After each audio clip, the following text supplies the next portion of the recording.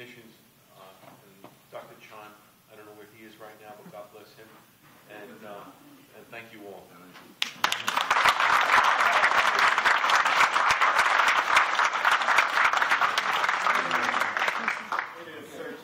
Yeah, what he said.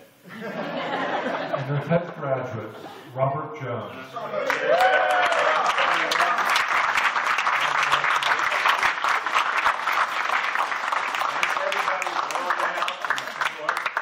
And especially my wife.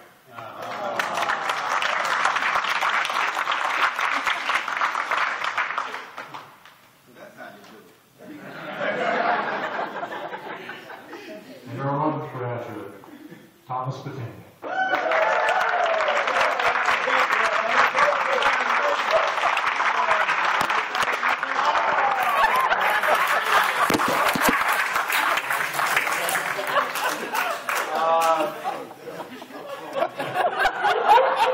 Go, Tom. It's not easy. I try to go through my life, keep it in three things. I think I can. You can do it, baby. Do it together. Try it. All right, we're going to try it. Thank you. We're going to try it.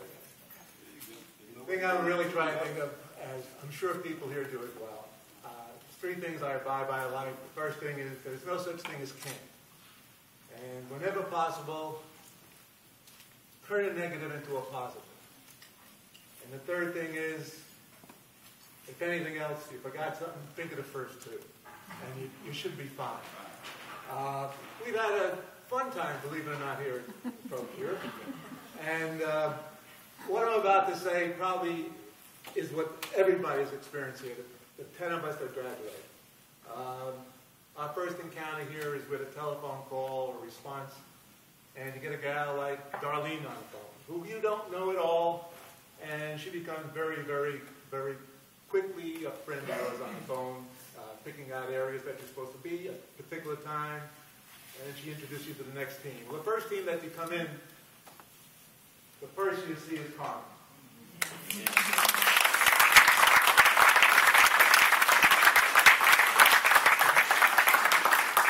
Talk about a positive mental attitude. That's Carmen. Yeah. You walk in here, she's got the biggest smile on her face. You can't feel sad when you walk in here. This is the gal you see every time. And sitting next to her, a graduate of the staff within Proton, is Bernie. Bernie's always smiling at that. And the next person you meet, well, let's explain what happened. So I walk in there, in the first conference here, and she said hi, and I go through the whole thank you and all that stuff. And all of a sudden, Alex walks out, and he says, oh, Alex, I would like to meet Tom Battaglia. And the first words out of Alex's mouth is, I just called you on the phone. I said, yeah, I'm here. But since that day, we became friends, and we honestly talk all the time. Alex is here somewhere. Then we get into, when I walk in, of course, Darlene is sitting there, and with her is Mary Susan.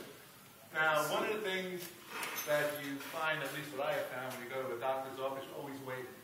So my appointment was 9 o'clock in the morning, and both Darlene and Mary Susan were there. Both with their legs crossed, as if at a cocktail hour. I said, this is very comfortable. And then we moved on, and I got introduced to the nursing staff. And of course, first one I met was Nina. And Nina, if any of you realize or don't realize, the reason her name is Nina, because she was the 9th child of the family. Nina and I created a relationship on the phone that we spent 20 minutes. She knew more about me than I knew about myself. And then there was Ingrid. She was the next one. Ingrid came in, and the first thing she had to apologize was that when we sit down and talk with the nurses, they do a whole bunch of tabulations, and her back was to me, so to speak, and she said, see, excuse my back. He said, they got to do something with this computer and put it so we can face the patient. And I remember looking at the back of her hair and said, boy, I remember when I had a head of hair like that. Then, who was I up? That was, oh, then there's Cheryl.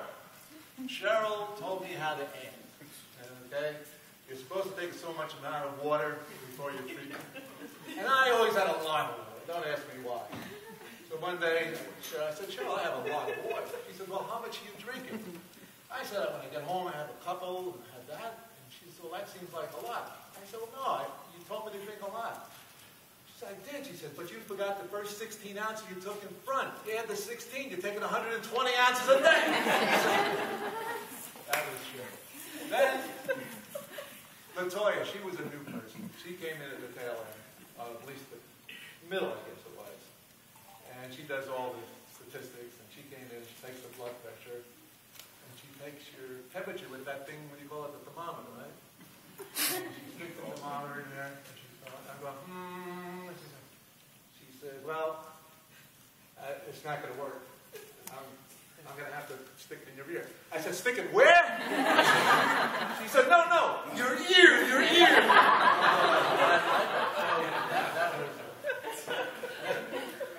Then comes my staff, my therapy staff.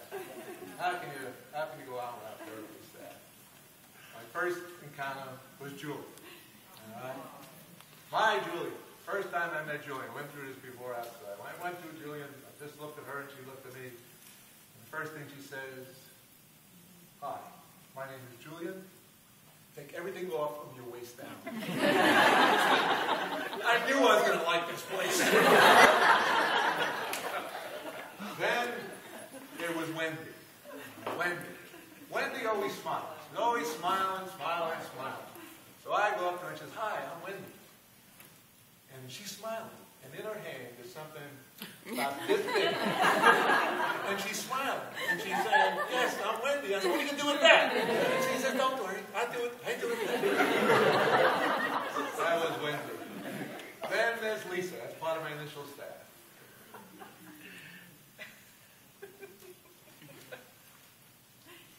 Lisa said,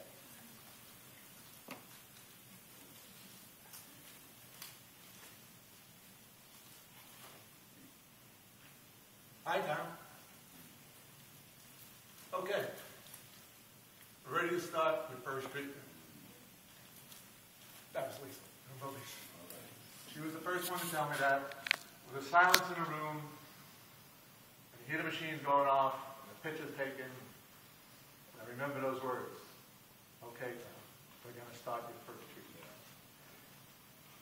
And there's the rest of the crew that came in. So now we start switching around, and Vicky comes in now.